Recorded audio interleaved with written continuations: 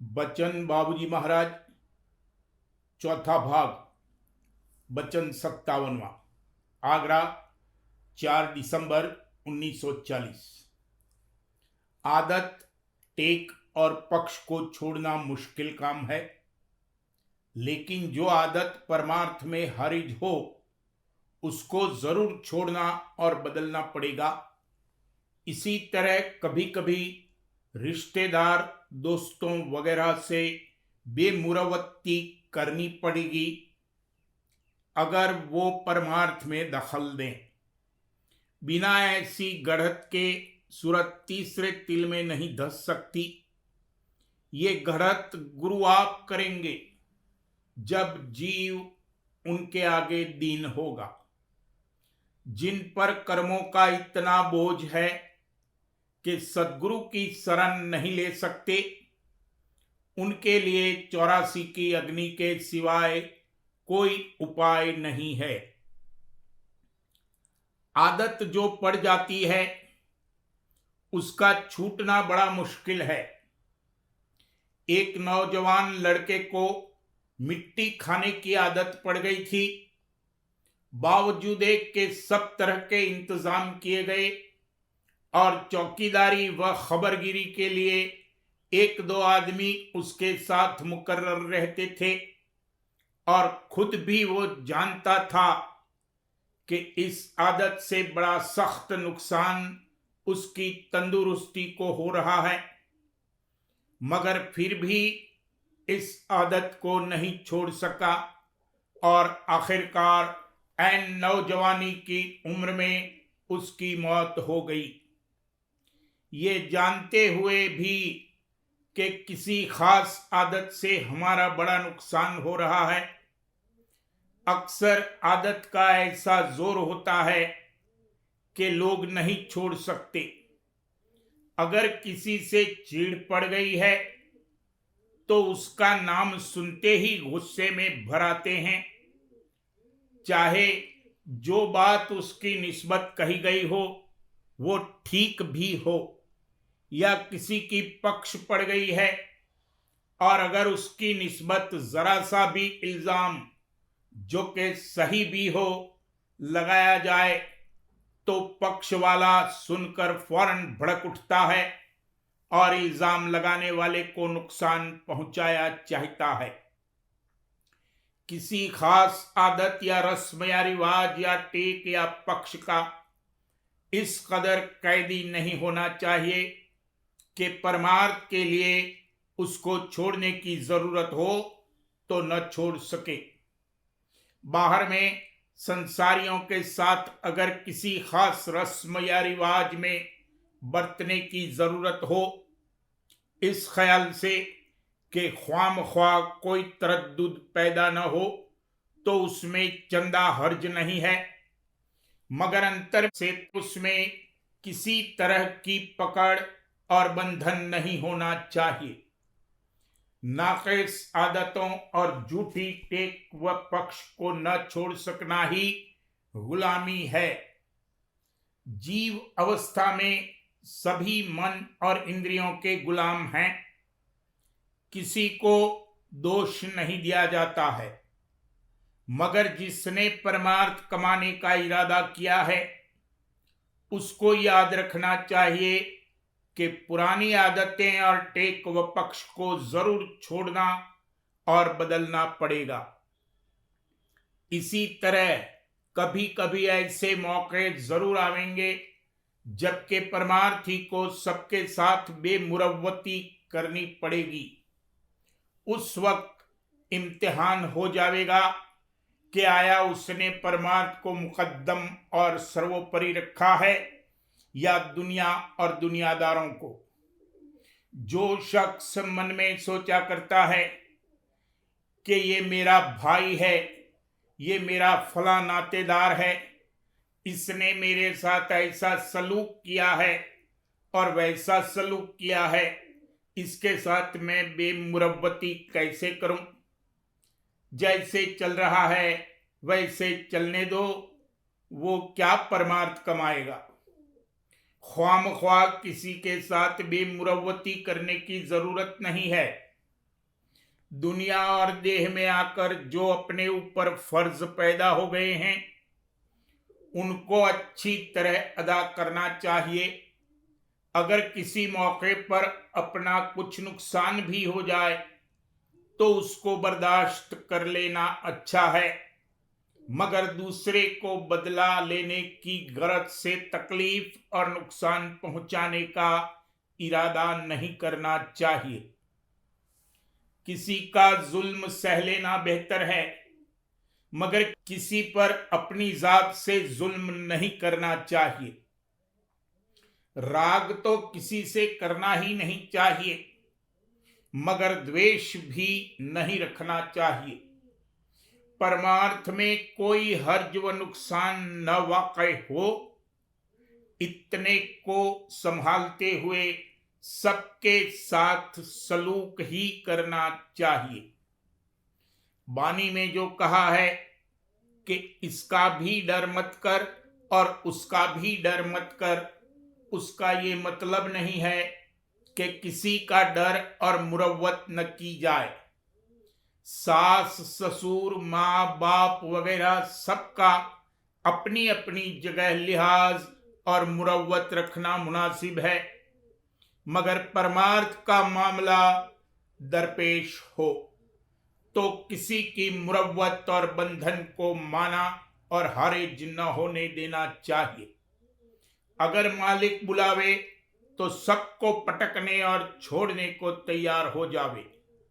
वैसे वो बुलावा तो मौत के वक्त आवेगा जब सब बंधन छूट जाएंगे। उस वक्त देह का बंधन भी नहीं रहेगा। इस कहने से मतलब सिर्फ इतना ही है कि अगर कभी मालिक कोई खास दया करे या भेजे, मसलन अंतर में शब्द सुनावे, तो उस वक्त मन और सुरत सिमट कर हमातन उस तरफ लग जाने चाहिए। अपने अंतर में निरपक्ष होकर देख लेना चाहिए कि भजन में मन और सुरत सिमट कर तीसरे तिल की तरफ या उससे ऊपर जाते हैं या नहीं। अगर नहीं तो समझ लेना चाहिए कि अभ्यास दुरुस्ती से नहीं बन रहा है, और कारण उसका यह है कि दुनिया का राग द्वेष मन में भरा हुआ है और रहनी गहनी दुरुस्त नहीं है। तीसरा तिल सुई का द्वार है, उसमें लोहे की रेल नहीं जा सकती है। तन और मन दोनों जड़ और बोथड़ हैं, इनमें आकर सुरत कैद हो गई है और इनके साथ बंधन पैदा हो गए हैं। जब तक वो न ढीले हों और कटें तब तक सुरत नहीं निकल सकती और तीसरे तिल में नहीं धस सकती। इसके लिए घड़त की जरूरत है, मगर घड़त से ये भागता है। दुनिया में दुनियादारों के हाथों से जिल्लत और फजीहत सहना तो मंजूर करता है, मगर सत्संग में संत सद्गुरु द्वारा घड़त हो तो भिन्न आता है। जहां इसके सिर पर उंगली भी रखी गई कि भिन्ना उठता है और ऐसा भिन्ना जाता है कि फिर अमृत भी पिलाया जाए तो नहीं पीता, मुंह मोड़ लेता है। वो जीव बड़भागी हैं जिनकी गड़त संत सद्गुरु आप अपने हाथ में ले लें। जो संत सद्गुरु के सामने दीन अधीन होंगे, वो दया और मेहर से रफ्ता रफ्ता पोस कर मुलायम किए जाएंगे और एक दिन कर्मों के बड़े भारी पहाड़ के नीचे जो दबे हुए हैं निकाल लिए जाएंगे। अगर किसी भारी पत्थर के नीचे हाथ दबा हुआ हो तो झटके से नहीं निकाला जा सकता है। कोई ऐसी जुक्ति करनी चाहिए जिससे वो जरा उकसे और हाथ ढीला पड़े और धीरे धीरे निकल जाए। वो जुक्ति केवल सच्ची दीनता है। जो संत सद्गुरु के आगे दीन न होंगे उनको काल के रूबरू दीन होना पड़ेगा। काल तो किसी की सुनेगा नहीं, 84 की अग्नि में तपाएगा, वहां कष्ट और दुख भुगत कर आवेंगे, तब किसी कदर कर्म हल्के होंगे और इस काबिल बनेंगे कि परमार्थ कमा सकें। जैसे जीन की गांठ कसी जाती है या शिकंजे में किताब कसी जाती है, उस तरह से जो जीव कर्मों के शिकंजे में ऐंठ ऐंठ कर कस गए हैं या जिन पर कर्मों का दबाव बहुत ज्यादा है, उनसे सत्संग और संत सद्गुरु की शरण नहीं ली जा सकती और उनमें वो रद्दोबदल और फेरफार जो कि परमार्थ के लिए दरकार है नहीं पैदा हो सकती, यानी पुरानी आदतें और टेक व पक्ष उनसे नहीं छूट सकता। ऐसे जीवों के लिए सिवा 84 की अग्नि के कोई उपाय नहीं है और उनकी गढ़त काल के द्वारा ही हो सकती है।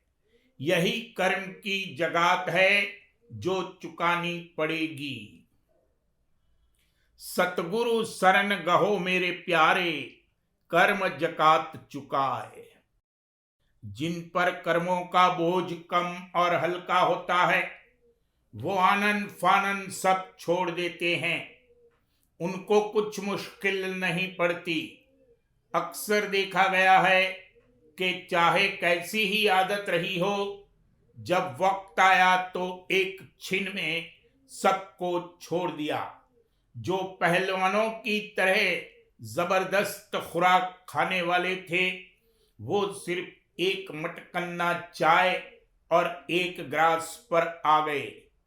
वो परमार्थ के भाग्यवान और सुरतवंत जीव हैं जिनको अपने जीव के कल्याण और परमार्थ की चाह और चिंता पैदा हो गई। वो सब कुछ कर सकते हैं, वरना एक मामूली सी आदत या चीज का बंधन भी ऐसा सख्त होता है कि उसको नहीं छोड़ सकते।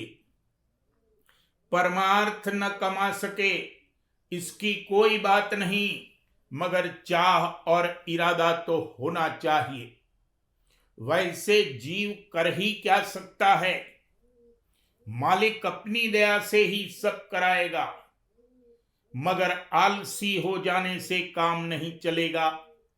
अथवा दुनिया कमाने में तो खूब मेहनत करे और परमार्थ के लिए कह दे कि मालिक करा लेगा, तो ये बत बनाई और मालिक को धोखा देना है। जो ताकत मिली है और उसको दुनिया में लगाया जाता है, उसी ताकत को किनका उधर से खींचकर परमार्थ में लगाना मनुष्य का धर्म और फर्ज है। अगर ऐसा करेगा तो मालिक जरूर मदद देगा, वरना मालिक भी मदद नहीं करेगा। मालिक को कोई विरोध नहीं है, मगर इस हालत में ये मालिक की मदद और दया ले नहीं सकता है। अपनी सारी ताकत और तवज्जो दुनिया में लगा देगा तो कौन सी चीज है जो ऊपर जाएगी और मालिक ले जाएगा। मालिक की मदद और दया उसी को प्राप्त होगी जिसको परमार्थ की सच्ची चाह है।